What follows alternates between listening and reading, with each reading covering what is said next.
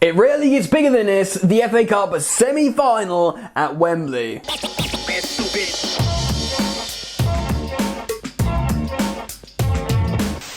what's going on, people? Welcome back to Football Therapy with me, your host Jan. I do hope you lot are doing well today. My friends, I really do hope that the FA Cup semi-final against champions-elect Manchester City, who are probably one of the top two teams in world football, both coming off Champions League campaigns, it's ruddy massive. Tuchel has never beaten Guardiola. This is an opportunity. I think he's only played him 5 times. This is an opportunity for him to beat him. Absolutely massive scenes if we win it. Oh my giddy aunt, what an incredible yet strange season we have found ourselves in. Lots to discuss in terms of who Tuchel might select, who Guardiola might select, and I want to give you my predicted lineup. Do subscribe if you're new to the channel, if you want to. Drop a like if you want to show your support. And let me tell you, this video is brought to you by OneFootball. That's right, football's going on. You can keep up to date all the time with the OneFootball app. It's completely free. I use it daily on the regs. You can check everything about your national or club team with match alerts, transfer news, all the stories, the statistics. It's the best modern football app you can get, and it's completely and entirely free. You can achieve using this beautiful app by simply clicking the link in the description. It takes a second. Go click that bad boy. Alright then, let's get into my match preview. So, like I said, Big Tommy Tuchel has done his pre-match presser, spoke about Guardiola, spoke about the team generally, and spoke about injuries. Mateo Kovacic and Andreas Christensen ruled out, and he spoke about Billy Gilmore, but I wouldn't get excited if I were you. Also, a few notable things on Christian Pulisic's recent development and how he's very pleased with him, and how I think probably we can expect to see more and more of Christian Pulisic. Now, Chelsea are coming off a sort of boring performance in the Champions League, managing the game well, professional,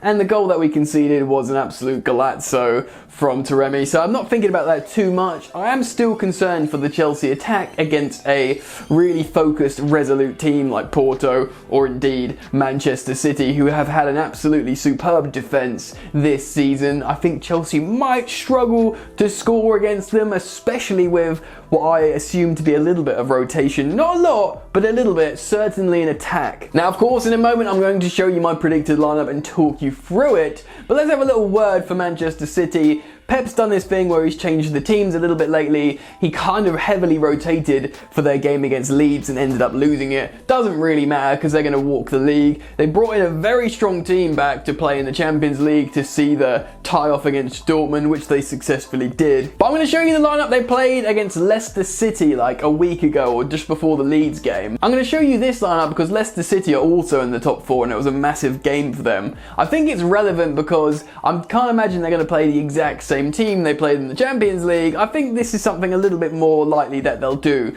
bringing back in Aguero as a striker or Jesus, you know, maybe not play a strikerless system, I'm not sure, although Guardiola often does play a strikerless system against Chelsea. For some reason, in my gut, I can just expect a little bit of rotation from Guardiola, not playing a weak team like he did against Leeds, but a little bit of rotation from what we saw them play in the Champions League in the midweek. Especially Chelsea got 1 day extra rest, but it really doesn't make that much difference, considering, you know, there's still 3 days gap and both got massive squads, and you know, one's a settled, well-developed team under their coach for like 4 years, 5 years or whatever, so there's that. Anyway, let's walk you through my predicted lineup, because I think there's a bit of change as well, so let's change over the screens now. I'm actually going for a false 9 system, proper strikerless system as well, a 3-4-1-2. Recently we have seen a sort of pseudo number 9 up there like Kai Havertz. I don't even want to say he's false 9 because against Porto he was just playing like a striker and rather unsuccessfully if you ask me.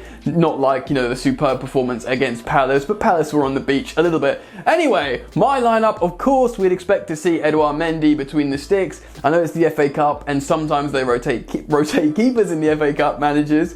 But I can't expect Thomas Tuchel to do that at this point. I think Edouard Mendy stays in goal. Now, I think Rudiger and Azpilicueta keep their spots. They're both sort of fit and firing, healthy professionals, no injury, enough recovery time, and I don't think there's that much running in those positions, so I think they'd both be good to start. Now, down the middle, I've gone with Thiago Silva, although we could absolutely expect to see Kurt Zouma here. Kurt Zouma has recently played successfully down the middle in a back three system. Atletico Madrid, etc. Played excellent there. I'm going with Thiago Silva because the way Tuchel was speaking in his press conference, I think he wants to bring a lot of the same people back in and play a relatively strong side, certainly keeping continuity at the back. So I've gone for Thiago Silva in the middle, but do not be surprised if it is Kurt Zouma. Right, the engine room is going to be Jorjante. That's right, Jorginho and Kante. I know we all wanted to see Billy Gilmour, and with the absence of Mateo Kovacic and the fact how N'Golo Kante has been playing a lot recently, and you know the whole talk's been about managing N'Golo Kante, I thought there's a very small chance Billy Gilmour will come in. But Thomas Tuchel said in his press conference, yeah, N'Golo's good to play because of the 3 days, we're happy with his rest. To be honest, fair enough, you know, we all love Billy Gilmour, we all think he's an excellent player in terms of his player profile and what he can offer the team, but at this point, they're regular players, they know each other, you don't really want to take any risks, so I kind of understand it. And I concede happily to the midfield of Jorginho and N'Golo Kante. Similarly, with wing-backs, you want to go with continuity. Against Manchester City, you want the best defensive right wing-back you can offer, and that's Reece James. Callum Hudson-Odoi has been excellent there when we're the high possession side playing against the low block. That won't be the case against Manchester City, therefore it's an easy decision to play Reece James, the more defensive right wing back. Marcus Alonso is seemingly a thing of the past at left wing back. I used to say, Ben Chilwell's recovery pace against good teams makes a lot of sense, probably a little bit better defensively, although managers seem to prefer Marcus Alonso in both boxes, and including defending for his aerial prowess. So if we see Marcus Alonso, it will be because of that. But I think he'll want pace to get up and down, so I think Thomas Tuchel will select now first choice left wing back Ben Chilwell. Now I do expect some rotation in the front three because seemingly that's just what Thomas Tuchel does. I don't think it was very inspirational last time out. Well, Christian Pulisic was excellent against Porto, won our man of the match despite us losing the game, but he was very, very good. He got beat up massively though. I think he'll be knackered. I think we're going to go for a false nine system, so I think, you know, Mason Mount will start because he's the go-to guy for these high press games. Makes a lot of sense.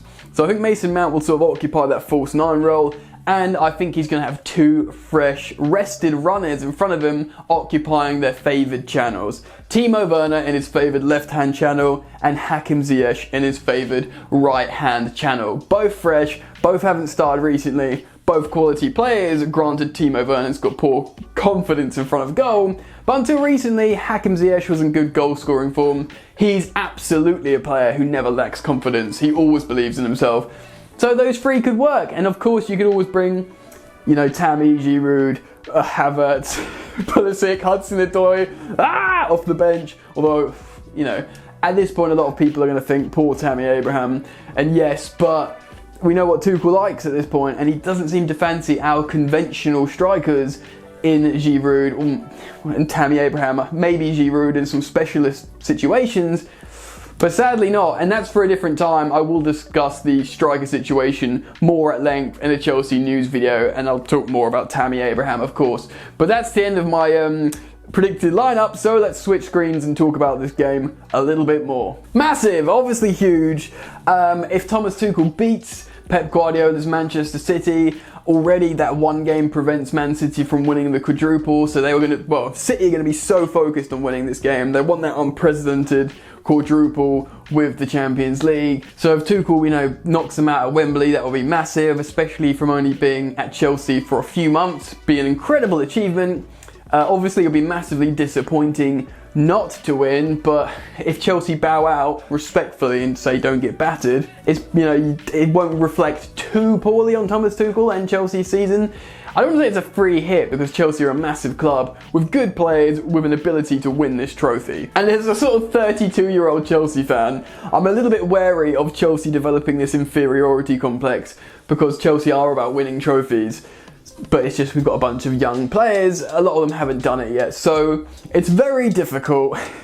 I think it's going to be an epic affair, and as a Chelsea fan and as a football fan, you've got to be biased and have the blinkers on. So I'm going to do a prediction. I think the game is going to be an absolute heart attack. Hopefully not. Hopefully we win it 1-0 and stink it out. But I'm going to say 2-2, extra time, Chelsea win on penalties. While I'm making a crazy prediction, Timo Werner scores the winning penalty. Oh, imagine the scenes. Anyway, give me your more realistic predictions down in the comment section below and let me know what you think of my lineup. If you've enjoyed the video I've done today, drop a like. It really means a lot, friends. That's it from me today. Enjoy the football and I will see you later. You ain't so tough with that bad boy tuck. I'ma get it how I'm living, I'ma walk the walk. Outline my lines, I rap through thought. Body bag the verse, outlined in chalk. In my life seen trouble, hustle on the double. Silence on the trigger like my pick got a muzzle. Yo chick like to guzzle, bad boy stay in trouble. I only love this paper, sorry I don't. I laugh me baby.